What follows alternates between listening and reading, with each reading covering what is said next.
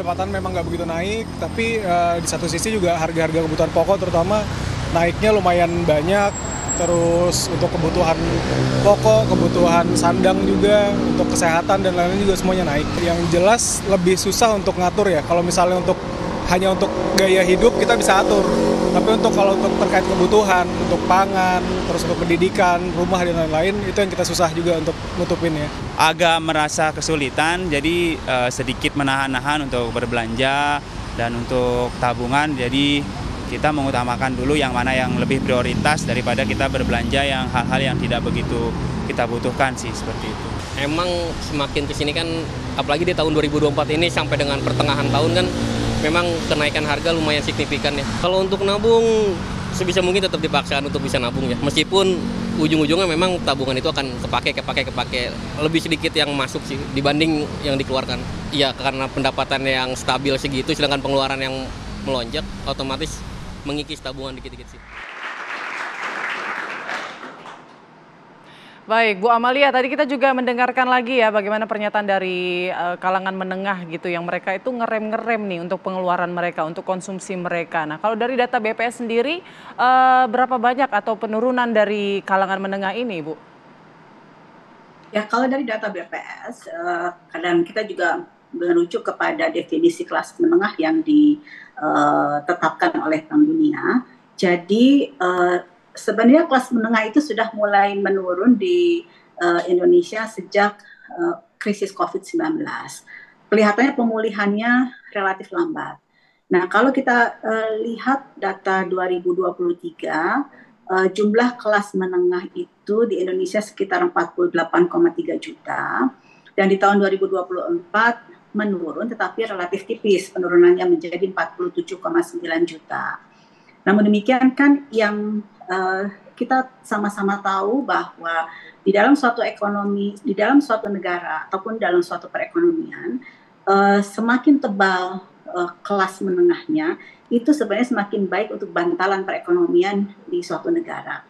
Nah, ada satu peluang sebenarnya yang kita sebut dengan aspiring middle class atau kelompok masyarakat yang sebenarnya sudah dekat dengan kelas menengah dan dengan kebijakan yang pas akan bisa segera cepat menjadi kelas menengah. Ini jumlahnya ada 137 juta. Jadi sebenarnya ini yang aspiring middle class inilah yang bisa kemudian nanti kalau kita bisa pindahkan dengan cepat menjadi kelas menengah, ini akan bisa menjadi bantalan perekonomian Indonesia yang kalau menurut Pak Derajat tadi kan ini bisa kemudian membantu untuk menaikkan pertumbuhan dari konsumsi rumah tangga.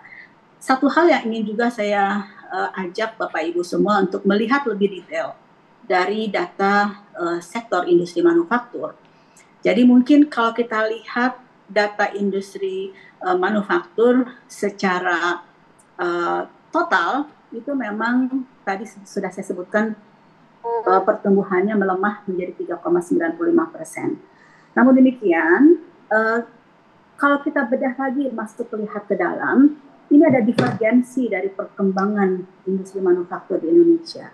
Ada subsektor seperti industri makanan, dia tumbuh di atas 5%, bahkan 5,53% di kuartal kedua 2024, ini lebih dari pertumbuhan ekonomi.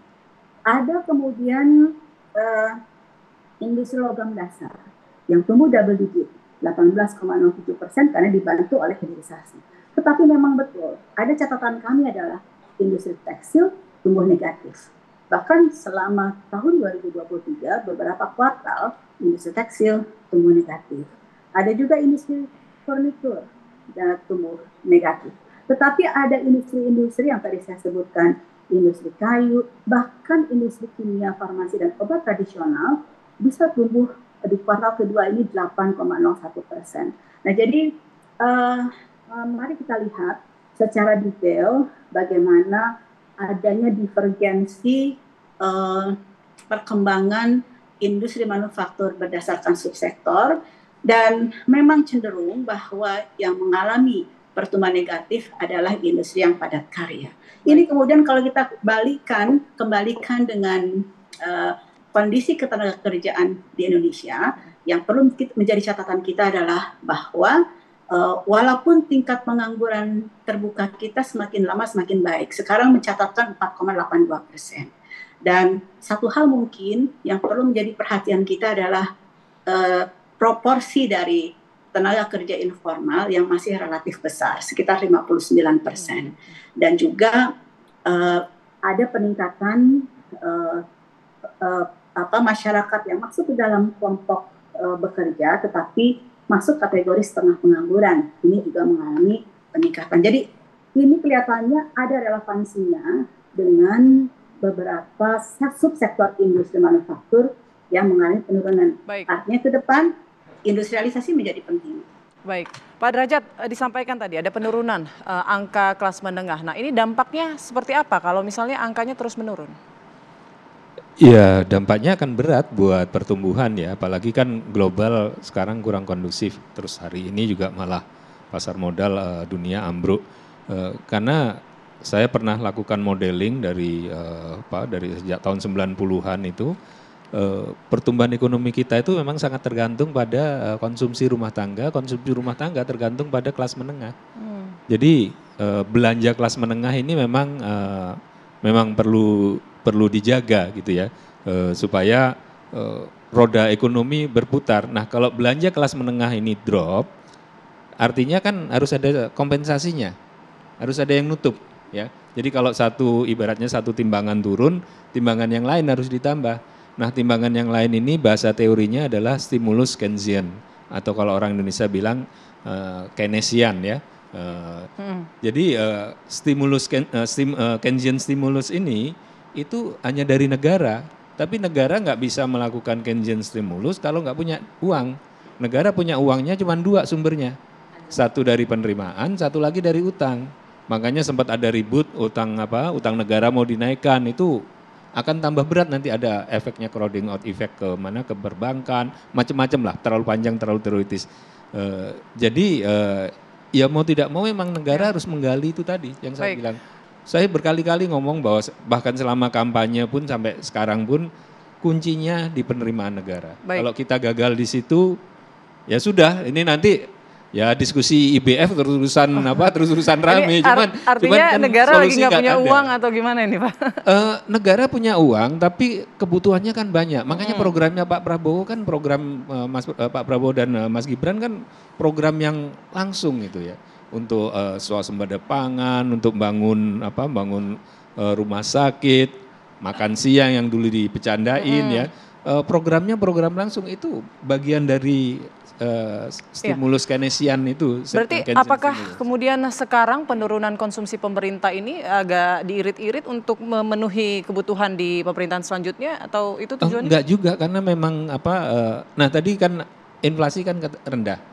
Tapi kita kadang terkecoh, analis kadang terkecoh ketika melihatnya itu terlalu 1-2 tahun, satu semester, 2 semester.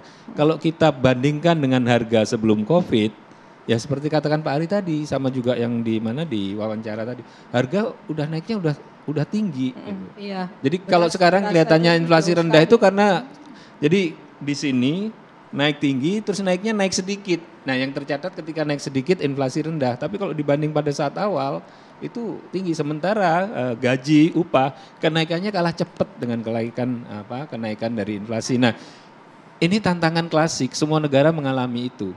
Tinggal bagaimana Indonesia punya solusi yang cerdas ya untuk itu tadi. Makanya saya selalu mengatakan, mungkin orang sudah mulai bosan saya mengatakan stimulus Keynesian stimulus, tapi emang itu solusi yang paling bisa pemerintah harus punya solusi cerdas tadi ya. Betul. Mungkin boleh disampaikan Pak Derajat usai jeda berikut, mungkin ada beberapa solusi dan rekomendasi juga dari Bu Yani dan Bu Mirah, termasuk juga dari Bu Amalia. Sesaat lagi kami akan kembali.